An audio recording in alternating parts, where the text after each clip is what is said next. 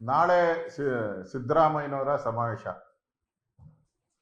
ಈ ಸಮಾವೇಶದ ಅಜೆಂಡಾ ಸಿದ್ದರಾಮಯ್ಯನವರ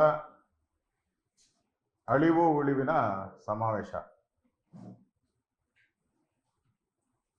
ಸಿದ್ದರಾಮಯ್ಯನವರು 5 ವರ್ಷ ಮುಖ್ಯಮಂತ್ರಿ ಆಗಿರಬೇಕು ಅಂತೇಳಿ ಅವ್ರ ಪ್ರಯತ್ನ. ಡಿ ಕೆ ಶಿವಕುಮಾರ್ ಅವರು ಒಪ್ಪಂದದ ಪ್ರಕಾರ 2.5 ವರ್ಷಕ್ಕೆ ನನಗೆ ಅವಕಾಶ ಕೊಡಬೇಕು ಅಂತ ಅವ್ರ ಪ್ರಯತ್ನ. ಈಗಾಗಲೇ ಇದು ದೆಹಲಿ ಮಟ್ಟದವರೆಗೂ ಹೋಗಿ ಸುರ್ಜೇವಾಲಾನು ಕೂಡ ಕರ್ನಾಟಕಕ್ಕೆ ಬಂದು MLAಗಳಿಗೆಲ್ಲರಿಗೂ ತಾಕೀತು ಮಾಡಿದ್ದಾರೆ. ಯಾರು ಮುಖ್ಯಮಂತ್ರಿ ಆಗ್ತಾರೋ ಗೊತ್ತಿಲ್ಲ, ಆದರೆ ನೀವೆಲ್ಲರೂ ಕಾಂಗ್ರೆಸ್ ಪಾರ್ಟಿ ಪರವಾಗಿರಬೇಕು, ಯಾವುದೇ ವ್ಯಕ್ತಿ ಪರವಾಗಿರಬಾರ್ದು ಅಂತೇಳಿ ಅವರು ಕೂಡ ಸಂದೇಶ ಕೊಟ್ಟು ಹೋಗಿದ್ದಾರೆ. ಅದರ ಮಧ್ಯೆ ಈಗಾಗಲೇ ಬಳ್ಳಾರಿ ಸಮಾವೇಶ ಆಗಿತ್ತಪ್ಪ, ಸಾಧನಾ ಸಮಾವೇಶ. ಇದ್ಯಾವ ಸಮಾವೇಶ? ಸಾಧನೆ ಸಮಾವೇಶ ಆದಮೇಲೆ ಇದು ಉಳಿವಿನ ಸಮಾವೇಶ ಅಷ್ಟೆ. ಸಿದ್ದರಾಮಯ್ಯನ ಅಳಿವು ಉಳಿವಿನ ಸಮಾವೇಶ ಇದು. ಸಿದ್ದರಾಮಯ್ಯನವರು ಒಂದು ರೀತಿ ಕಳೆದ ಎರಡು ವರ್ಷ ಸರ್ಕಾರದಲ್ಲಿ ಅವ್ರು ಮುಖ್ಯಮಂತ್ರಿ ಅಂತ ಒಂದಿನನೂ ನೆಮ್ಮದಿಯಾಗಿ ಸರ್ಕಾರ ಮಾಡಲೇ ಇಲ್ಲ. ಒಂದು ದಿನನೂ ಕೂಡ. ಪ್ರಾರಂಭದಿಂದನೂ ಕೂಡ ಮುಖ್ಯಮಂತ್ರಿ ಬದಲಾಗ್ತಾರೆ. ಕಾಂಗ್ರೆಸ್ ಪಾರ್ಟಿ MLAಗಳೇ,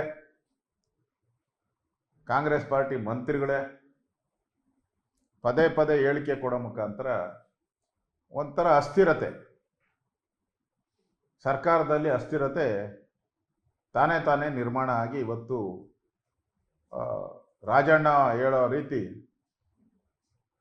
ಪ್ರಳಯ ಆಗೋಗ್ತೈತೆ ಅಂತ ಹೇಳಿದ್ದಾರೆ. ನವೆಂಬರಲ್ಲಿ ಮಂತ್ರಿ ರಾಜಣ್ಣ ಅವರು ಪ್ರಳಯದ ಸಂಕೇತವನ್ನು ಕೊಟ್ಟಿದ್ದಾರೆ. ಈ ಸಮಾವೇಶ ನನಗೆ, ರಾಜ್ಯದ ಜನತೆಗೆ ಇದರಿಂದ ಏನು ಉಪಯೋಗ? ಇದರಿಂದ ಏನಕ್ಕೋಸ್ಕರ ಇವತ್ತು ಈ ಸಮಾವೇಶವನ್ನು ಮಾಡ್ತಾ ಇದ್ದೀರಾ? ವಾಲ್ಮೀಕಿ ನಿಗಮದಲ್ಲಿ 187 ಕೋಟಿ ದುಡ್ಡು ತಿಂದ್ರಿ ಅಂತ ಸಮಾವೇಶ ಮಾಡ್ತಾ ಇದ್ದೀರಾ? ಸುಮಾರು 2,500 ರೈತರು ಆತ್ಮಹತ್ಯೆ, ಸಾಲದ ಬಾಧೆಯಿಂದ ಆತ್ಮಹತ್ಯೆ ಮಾಡ್ಕೊಂಡು ಸತ್ತಿದ್ದಾರೆ. ಅವರ ಹೆಣಗಳ ಮೇಲೆ ಸಮಾವೇಶ ಮಾಡ್ತಾ ಇದ್ದೀರಾ. ಬಾಣಂತಿಯರ ಸಾವು, ಸುಮಾರು 750 ಹೆಚ್ಚು ಬಾಣಂತಿಯರ ಸಾವಾಗಿದೆ. ಸುಮಾರು 1200 ನವಜಾತ ಶಿಶುಗಳು ಮರಣ ಹೊಂದಿದ್ದಾರೆ. ನಿಮ್ಮ ಮೆಡಿಸನ್ ಸರಿಯಾದ ಪೂರೈಕೆ ಮಾಡದೆ 2 ವರ್ಷದಿಂದ ಮೆಡಿಸನ್ನೇ ಇದು ಮಾಡಿಲ್ಲ, ಟೆಂಡರೇ ಕರೆದಿಲ್ಲ 2 ವರ್ಷದಿಂದ. ಅಂದರೆ ಸರ್ಕಾರದಲ್ಲಿ ಪಾಪರಾಗಿ ಸರ್ಕಾರದಲ್ಲಿ ದುಡ್ಡಿಲ್ಲದೆ ಇರ್ತಿದ್ದಕ್ಕೋಸ್ಕರ 2 ವರ್ಷದಿಂದ ಮೆಡಿಸಿನ್ನೇ ಪರ್ಚೇಸ್ ಮಾಡೋಕ್ಕೆ ಟೆಂಡರೇ ಕರೆದಿಲ್ಲ ಇವರು. ಯಾವ ಅಧೋಗ ಸ್ಥಿತಿಗೆ ಆರೋಗ್ಯ ಇಲಾಖೆ ಹೋಗಿದೆ ಅನ್ನೋದು ಅರ್ಥ ಆಗ್ತಾ ಇದೆ.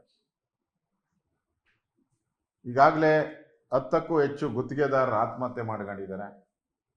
ಸುಮಾರು 10-12 ಜನ ಅಧಿಕಾರಿಗಳು ಆತ್ಮಹತ್ಯೆ ಮಾಡ್ಕೊಂಡಿದ್ದಾರೆ. ಅದಕ್ಕಿಂತ ಬಹಳ ಮುಖ್ಯವಾಗಿ ಸರ್ಕಾರ ಎಷ್ಟು ಕಳಪೆ, ಸರ್ಕಾರದ ಇಂಟೆಲಿಜೆನ್ಸಿ ಎಷ್ಟು ಫೇಲ್ಯೂರು ಅನ್ನೋದಕ್ಕೆ ವಿಧಾನಸೌಧದ ಕಣ್ಣಾಳತೆಯಲ್ಲಿರೋ, ವಿಧಾನಸೌಧದ ಮುಂಭಾಗದಲ್ಲಿ ಸುಮಾರು 11 ಜನ ವಿದ್ಯಾರ್ಥಿಗಳು, ಸಾರ್ವಜನಿಕರು ಕಾಲ್ತುಳಿತಕ್ಕೆ ಸತ್ತಿರುವಂಥದ್ದು ಮೇಲೆ, ಅಂದರೆ ಸಾವಿನ ಮೇಲೆ ಇವತ್ತು ಈ ಮೈಸೂರಿನ ಸಮಾವೇಶ ಕಾಂಗ್ರೆಸ್ ಪಾರ್ಟಿ ಮಾಡ್ತಾ ಇದೆ. ಅಂದರೆ ಈಗ ಕಳೆದ 2 ವರ್ಷದಲ್ಲಿ ಸಾವಿರಾರು ಕೋಟಿ, ಸುಮಾರು 1 ಲಕ್ಷ ಕೋಟಿಗೂ ಹೆಚ್ಚು ತೆರಿಗೆಗಳನ್ನು ಹಾಕಿದ್ದಾರೆ 2 ವರ್ಷದಲ್ಲಿ. Petrol, diesel, stamp duty, alcohol, ಹಾಲು, ಸುಮಾರು 1 ಲಕ್ಷಕ್ಕೂ ಮೇಲೆ ತೆರಿಗೆಗಳನ್ನು ಹಾಕಿದ್ದಾರೆ. ಯಾವ ಪುರುಷಾರ್ಥಕ್ಕೆ ಹಾಕಿದ್ದೀರಾ ಇದನ್ನು?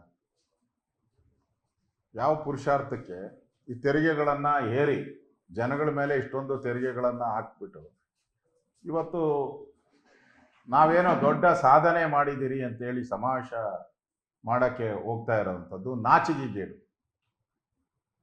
ಸಿದ್ದರಾಮಯ್ಯನವ್ರಿಗೆ, ಕಾಂಗ್ರೆಸ್ ಪಾರ್ಟಿಗೆ ಇದೊಂದು ಈ ಸಮಾವೇಶನೇ ನಾಚಿಕೇಡಿನ ಸಮಾವೇಶ. ಒಂದು ಸಮಾವೇಶ ಮಾಡಬೇಕಾದ್ರೆ ಜನ ಖುಷಿಯಿಂದ ಇರಬೇಕು, ಸಂತೋಷದಿಂದ ಇರಬೇಕು. ಅಂಥ ಸಂದರ್ಭದಲ್ಲಿ ಸಮಾವೇಶ ಮಾಡೋದು ನೋಡಿದ್ವಿ. ಇಲ್ಲಿ ಸಾವಿನ ಮೇಲೆ 11 ಜನ ಸಾವು, ಇನ್ನೂ ಆ ಸೂತಕದ ಕಳೆ ಹಂಗೆ ಇದೆ. ಬಾಣಂತಿಯರ ಸಾವಿನ ಸೂತಕದ ಕಳೆ ಹಂಗೆ ಇದೆ. RCBದು ಹಂಗೆ ಇದೆ. ರೈತರ ಆತ್ಮಹತ್ಯೆಗಳು ಹಾಗೇ ಇದೆ. ಇಷ್ಟರ ಮೇಲೆ ನೀವು ಸಮಾವೇಶ ಮಾಡಿದಿರ ಅಂತ ಹೇಳಿದ್ರೆ ಇದಕ್ಕಿಂತ ಕೆಟ್ಟ ಸರ್ಕಾರ ರಾಜ್ಯದ ಇತಿಹಾಸದಲ್ಲಿ ನೋಡೋಕ್ಕೆ ಸಾಧ್ಯನೇ ಇಲ್ಲ. ವರ್ಸ್ಟ್ ಸರ್ಕಾರ ಇತಿಹಾಸದಲ್ಲೇ ಇಂಥ ಕೆಟ್ಟ ಸರ್ಕಾರವನ್ನು ಯಾವತ್ತೂ ನಾವು ನೋಡೋಕ್ಕೆ ಸಾಧ್ಯನೇ ಇಲ್ಲ. ಅಂಥ ಒಂದು ಕಳಪೆ